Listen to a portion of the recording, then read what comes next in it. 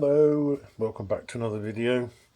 If you're a regular watcher, you'll know that I do like my TLRs, and I also quite like the old Soviet Union cameras. For a communist country, they produce quite a lot of cameras and quite a lot of variation in cameras. We did look at a Seagull camera earlier, and really Seagull was the amalgamation of most of the camera manufacturers in Shanghai. The Chinese weren't really that keen on photography, or their people were just so poor that photography was seen as a luxury. But in the Soviet Union it seems to have been quite encouraged. But today we have a Soviet Union era twin lens reflex. This is a Lubitel 2. And these are manufactured between 1955 and around about 1980 and were superseded by the 166 model.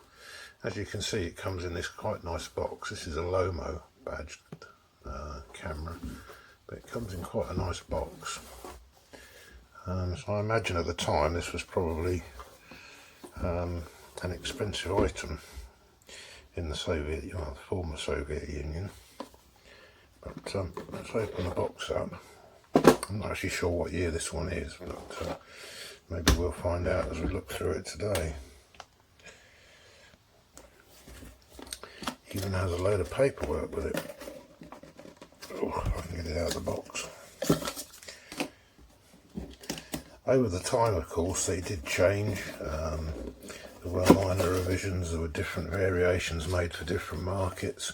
I think this is a UK made example because it has this competitions department, technical and optical equipment in London. I remember they were the importers because I used to have a Zenith enlarger, you know, the suitcase enlarger when I was a kid. That was my first enlarger. But yeah, you can win a watch in this free to enter competition. Importance of the following Russian camera features. So it goes through there, and it's even got the receipt of where it was bought. Godfrey the chemist. And this was in Basildon, so it's an Essex camera. So yeah, competition to win a watch. Your chance to earn an E-type worth £2,000, so that might give us some clue as to what year it is. The Russians are giving away an E-type, fair enough. I wish I could buy an E-type for £2,000.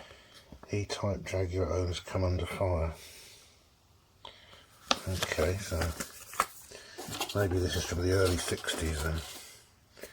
I can remember as a kid we had an E-type Jag, one of the ones with the closed-in headlights, but found obviously an instruction manual which is in English, so yeah, I'm assuming this is made for the English market, this particular one. I don't see any dates on it, but yeah, I'm assuming early 60s. I can't remember when the E-type came out. I think we had ours in 65. Anyway, back to the camera. You get this really quite attractive looking, but it's not leather, it's obviously vinyl of some sort, but it's designed to look like leather. It's not a very nice case, to be honest. It's quite a pain to use, but yeah, it's reasonably well made. And you can see the camera itself, Lubitel 2, has a nice little lens cap on it, and even on the case it has a tripod bush, yeah, but you need an adapter to fit it onto modern day tripods. So move that out of the way. This is a completely manual camera. There's no battery required, there's no metering. So let's see if we can get it out of the case. Very good condition. I don't know whether this one's ever been used. I would assume it has been, but I don't know. It looks as though it might not have been used. You get this really nice plastic fake leather strap, and there's the camera itself. Get it into the frame. So this is a leaf shutter camera. I often say that I didn't think the Russians were really very good with leaf shutters, but this one does have a leaf shutter. So obviously taking lens and viewing lens. This is a 7.5 centimetres, so that's 75 millimetres. It's an f4.5 and it's wireless opening, and you can see that these are geared together. That's one of the issues with these cameras, is that quite often there's a difference in the focus between the two of them. it can be quite easy to recalibrate. So let's have a look. So this is obviously our viewing lens, and this is how you would adjust the focus, presumably, rather than having a knob on the side like a Rolly. TLRs do tend to look all the same, to be fair. But yeah, that's infinity. It's been in storage a while, hasn't it? And then this comes all the way down to, this is in meters, so that's 1.4 meters. That saying is the closest. If we look on the side here, main difference with the Lubitel 2 is it had flash connections. The Lubitel 1 didn't. And I think this is FP, but we will try it with this flash gun later on. On the side here we've got an aperture control, so 4.5 through to f22. That's controlled by this lever here. So that's it fully stopped down. That's it fully open. There's no click stops, it's continuously variable. Though interesting, it goes past 4.5, so I'm interested to know what that is. Okay, and you can see that the lens has moved out.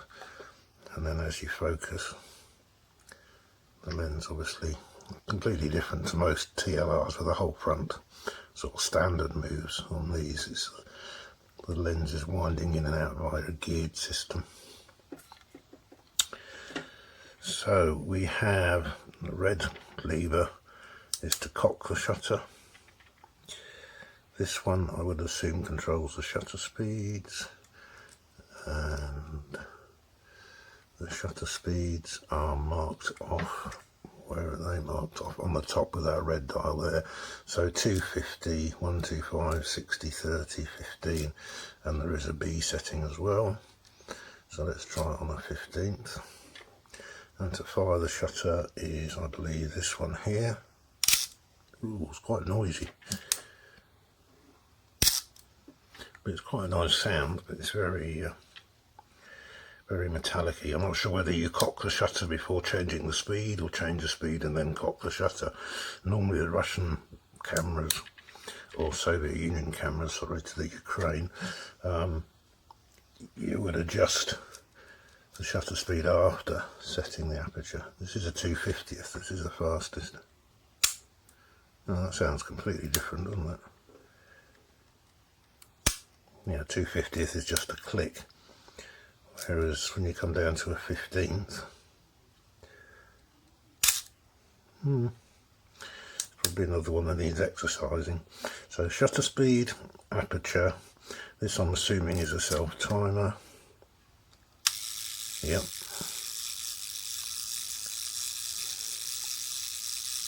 The usual 10 seconds of boredom. And then yeah, off it goes. The cable release down here, so you can put cable release in it, and that's about it really. They do have this filter compartment, and I've heard bad things about these, and it's best to leave them alone. They don't come with filters, so there's no real point in me opening it up, but it does have filter storage in this compartment, but apparently they're prone to being a right pain. Right, on the top we have the viewfinder. You can see this is the nameplate. I'm assuming that this, you can see that I know what I'm doing with this camera. There we go, it's a bit stiff. So the usual sort of pop-up viewfinder that we're used to doesn't have a normal screen, but these are very bright compared to a lot of TLRs, but they don't have a Fresnel lens in them. The only bit you can use for focusing is that black bit you can see in the middle, but they are playing Grand Theft Auto as well. You can see they're not the easiest of cameras to use and compose on, but they are fantastically cheap and probably a very good way into medium format photography, because obviously this is 6x6 on a 120 film. In the 1950s, 120 film was the norm. I can remember having a Kodak Brownie, and that was a sort of camera where the aperture was just a hole in a piece of metal, and that was 120. 120 was the norm 35mm was a bit specialised, but yeah, you can see that it's a really bright viewfinder actually, but the payoff for that is that it's weird. It would take some getting used to, and I'm quite used to TLRs, but we are going to load this with film. We are going to give it a try, and it does have a pop-up magnifier. If I can find it, I think it's hiding in here somehow. I should read the manual really, I never read manuals. But that should pop up, and that magnifier, sorry, that's the sports finder. So it does have the sports finder functionality as well. Now I'm going to be stuck because I don't know how to get that back up. It's broken out, I suppose. Oh, there it goes. And then it has a little magnifier. Little tiny magnifier in the middle, and it doesn't have any of the blanking around the outside that we see on the more sophisticated ones, but I'm impressed with how bright the screen is. The screen is really bright, and if you hold it in the right position it doesn't give a bad image at all. That goes to there, that and that folds down, very simple construction, but yeah, it works. Film advanced, but nothing fancy like a Rolly or, sorry, that's eBay notifications again. It's a wind on, and you have to use a little window in the back to see where you are. There's a little window there that you can put over to cover it. Being in the centre, it's obviously 6x6. It does feel like Bakelite actually, it does feel like plastic. Tripod mount on the bottom, and that is about it for the Lubitel 2. So how do we open this thing? It looks as though it's hinged at the bottom or hinged at the top. Not really quite sure. That is a strange one. It's got like this sort of flappy bit on there. I don't know how that opens. Probably a good idea to read the manual to see how you open the back of it up, because I do not have a clue. There is no catch or anything there to open the back up. And does it hinge down that way, or does it hinge up the other way? Totally alien camera to me, but I thought you might find it quite interesting. It's not one that I've ever rushed to pull out. Let's have a look at the instructions. Just see what it says about how to open the back. General features.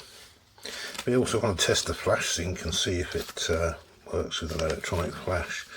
From what I've read up on these, it works with the focal plane bulbs, but there's always a bit of a delay with the focal plane bulbs. So I don't know whether it would work with the flash. Okay, apparently it comes off at the top. Unloading the camera. It locks in turn, so the back of it drops down. So this apparently, right, I see. It's just a spring-mounted system at the back, and that's pretty easy to understand. And there we can see the inside of it. So obviously this is where your take-up spool's going to go. I need to get one. Oh, and this is this one, so I imagine there has been a film in it at some point. This is a proper metal one. I don't know if they did masks for 4.5. I'm not really sure. Let's just check the shutter before we put any film in it. And just make sure that it is actually firing. Yeah, it is firing. Okay, I don't want to scratch the lenses, so I'm going to put these covers back on. I don't know which way around they go, but I presume it goes on the other way then. But yeah, I think it might be quite fun to shoot it. It's our old friend, the Cook triplets for the lenses. So 3 elements, very early design, not particularly sharp wide open, but stop it down and it should be pretty good. And it's sort of appropriate really with this sort of camera to be shooting Fomapan, which is made in the Czech Republic, the former Czechoslovakia, which was part of the Soviet Empire. So I'm going to take my Fomapan out. This is Fomapan 200, so I've got half a chance in the winter. I don't know how you release these things that take the film. I'm not quite sure about that. Pressure plate on the back. Oh, you just pull it out. Okay, there's no connections on either side there, as you can see, or maybe you can't because it's so dark. But there's no spindles on there, it's just held in by that spring. And there's a pressure plate on the back, which has got quite a rough texture. It's got quite a rough texture. The lens caps come off as well. Another disaster video. Now this one, on the other hand, does have a notch. I'm not going to use that one because I think that is an original Soviet one, because I can't really rewind a 120 film. So in my drawer of tricks, that's another original one. There's another one.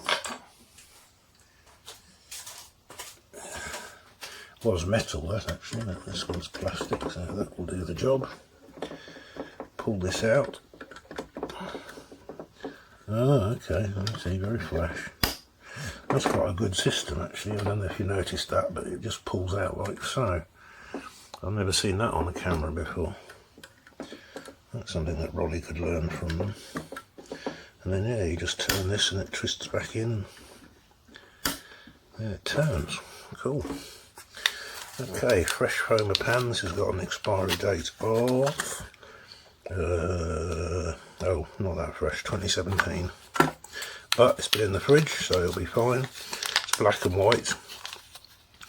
The lens apparently is coated, but I don't think it's multi-coated, so therefore it's probably a camera better suited to black and white. I can't imagine in the Soviet Union that a lot of people, well, normal comrades would be shooting colour. I imagine they would be shooting black and white. I don't know, that's a bit of a judgment, but so, as you know, 120 film has a little tab. This is backing paper. The film is in there, so always hold on to this bit tightly. The film's on this side, so we want the film to go that way. So you have to pop that down here. It's a bit of a strange way of loading it, but it's going to make it quite a lot quicker, I would have thought. He says as he messes it up, he always does with film loading. At least there's no batteries on this one for me to mess up.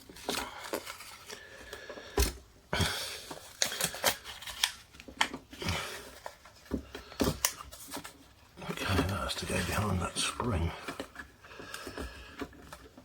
Cool. Like so. Pull this up. Well, I don't see any mark where you pull it to, because obviously you're going to look through the little window in the back.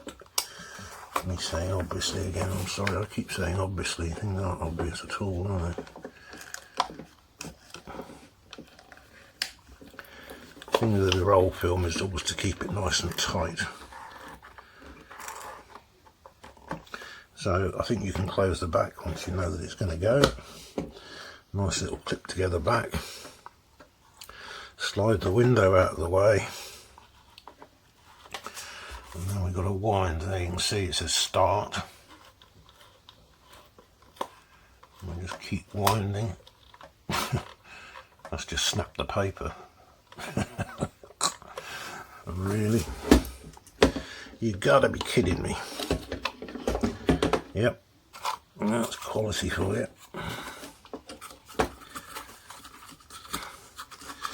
So, have another go.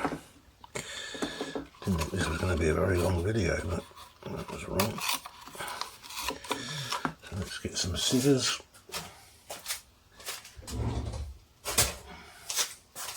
Cut ourselves a new little notch in the middle.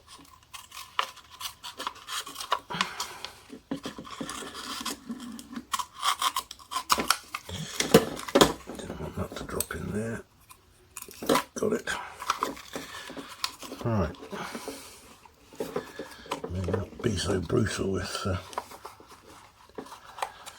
it.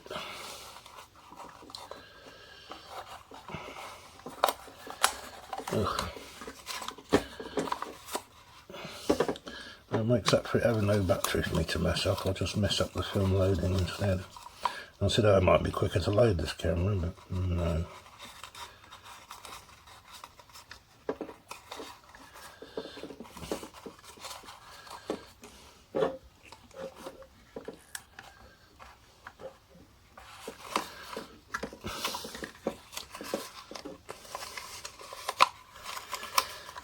This is not going at all well.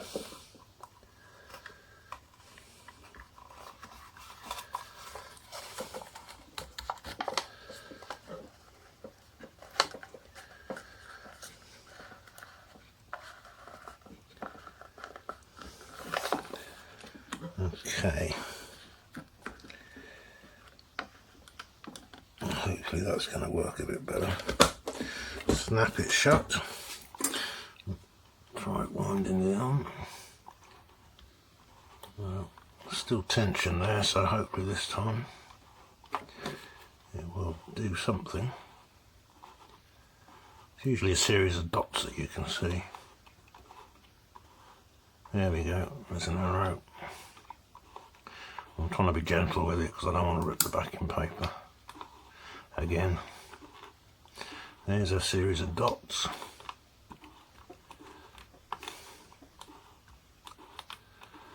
And another series of dots. And that says 2. That's a little bit strange. What happened to one then? Okay. Well, we'll try it from there on and see what happens, and I'll let you know what the results are like. It's obviously black and white, so you can easily develop that at home. Put that back on there. I'm going to leave it out of the case because I think the case is horrible. It's vinyl. It's cheap camera to buy in the UK anyway when it was new, and they're still cheap to buy now. Regarded as a bit of a toy camera because they're made out of plastic. It's fair enough. They're very light, very low value. If you happen to break it, it's not going to be the end of the world, is it? It's got a reasonable range of shutter speeds and apertures. Obviously you'd have to use Sunny 16 app on your phone, an external light meter, etc. But yeah, we'll give it a try and see what the results are like. But yeah, it's an interesting camera. It's made for a long time, 25 years. Well, I say there were different variations of it. And damn, I forgot to check the flash, but I'll try that when I take some pictures with it because it is winter time here. And 200 ASA is pushing your luck a bit really. You want 400 in there, but yeah, interesting. I don't know which I preferred, the Seagull or this. The Seagull's metal, whereas this is plastic. But this was made in huge numbers. There was something like 2.5 million of these made, so they're incredibly common, and the fact that they still keep going, that pays tribute to the quality of them. Everybody knocks the Russian workforce and the Russian quality control, but there's a surprising amount of these Soviet era cameras still kicking about and working. Well, thank you very much for watching. I hope you enjoyed. Comments, questions, queries down below. If you own one of these, let me know how you get on with it and what sort of the results are like. I'm going to try it first with black and white and well stopped down, probably on a tripod, just to see what the results are like, because it's fantastically lightweight. That's one thing that does impress me, and the brightness of the screen. Yeah, I've not seen that on many other TLRs, especially the Rollies and that. They can be quite dull. But anyway, that's the end of this video. Thanks for watching. Hope you're having a good weekend, and look forward to seeing you in the next one.